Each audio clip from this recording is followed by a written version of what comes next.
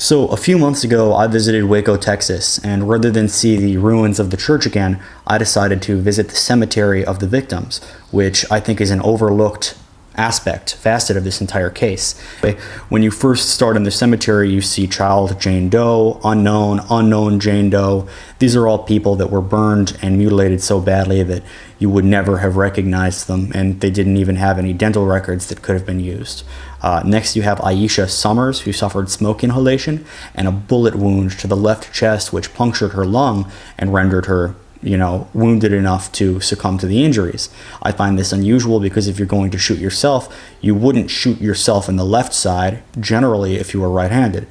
Anyway, beyond that, you've got Sonia Murray, who was aged 30. She was on the ground, lying in a fetal position, or possibly praying.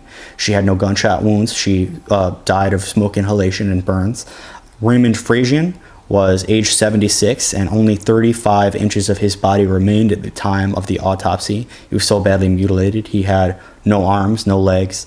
There were two unknown Martinezes, and the Martinez family faced some of the worst possible deaths in this disaster. The entire family was wiped out, but the one who survived is still a firm believer in this practice.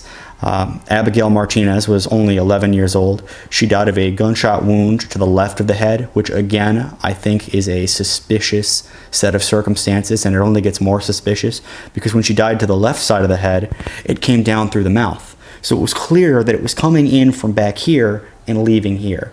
That tells me that she was likely on her knees, or it was some sort of an execution.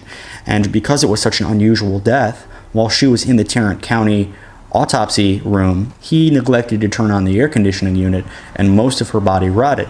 And even in the reports, it says that the date of death should be questioned because of the advanced state of decay. And this was back in 1996 when online commentators were finally starting to talk about it. Audrey Martinez was only 13 years old when she met her end. She was in an advanced state of decomposition, and when she arrived at the autopsy room, she was nothing more than just a torso. The Honorable James Collier wrongly listed her death as April 7th rather than April 19th, which is an unusual situation because he's dealing with these dozens of bodies. You would think that he would just automatically rubber stamp April 19th, but I guess he forgot. Joseph Martinez was 8 years old. There are photos of him out there. You can look them up. I will not post them out of respect because he was just 8 years old. When CS gas burns, it produces cyanide, and the authorities know this. That's why they used it during the raid on the Symbionese Liberation Army members. That's why they used it against Christopher Dorner. And when they used it against Christopher Dorner, you even had them on the radio saying it's flammable, toss in a flashbang. And, in Waco they said there's no incendiary rounds being used, but they found them at the site. It was very obvious they were used, and it's very obvious what their intended purpose was.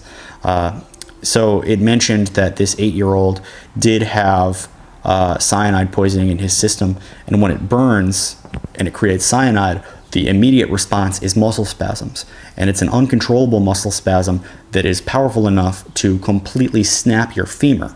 So when he was found, he was doubled back on himself. It looked like he was an upside down horseshoe almost. Incredibly sad to see. Don't search those pictures. They're out there, but don't look at them. Next, you have Novelet Hipsman, who was 36 years old. She was shot in the brainstem, again in an unusual set of circumstances because this was from the rear. This doesn't sound like a proper execution done by a Davidian. It sounds like she was murdered.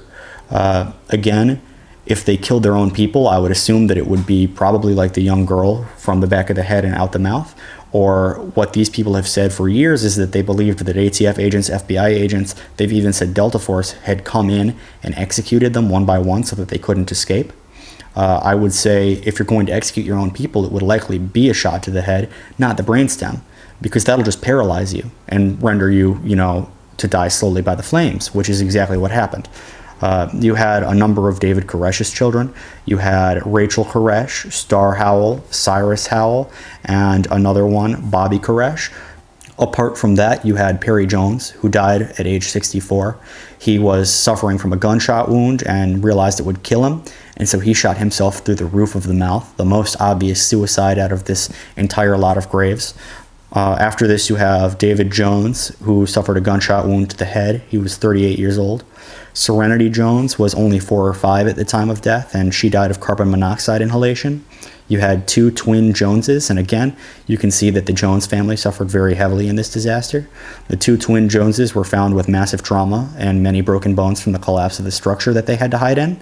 They were both 1 year old, and they died of either smoke inhalation or a broken skull, suffered incredibly bad global charring. This was shown pretty well in the Waco miniseries. You had a situation where they were trying to cower the women and children inside of the grain storage site, the food storage, and a tank busted through to try to pump CS gas in there because they saw the heat signatures inside of there. And they weren't moving because the structure had collapsed in front of the door, and they were stuck in there with this gas for hours, essentially dying until the structure collapsed on them. And it was very hot, and most of their gas masks had, in fact, melted to their faces. And the children weren't able to have gas masks because at the time they didn't have any gas masks for children. Douglas Martin is buried here. Tarrant County autopsy said that he had no gunshot wounds, but he was incredibly badly mutilated. You had Anita Martin and Dwayne Martin. You had an unknown Martin child. The toy was actually falling off the grave, so I put it back on there. This Martin child was likely aged 15 to 19 years old, and she was found dead in the hallway along with many others. It seems as though the ones who managed to escape from the food storage room were in the hallway, and a lot of them had died. I would imagine that if they had sent in federal agents, that they could have shot them from the rooms as they tried to escape, because at the end of this hallway you had an entrance to an underground bunker. And finally, you have the grave of Jamie Martin. Most of the other graves are buried probably near their families or in unmarked graves, or I haven't been able to find any information on where they may be.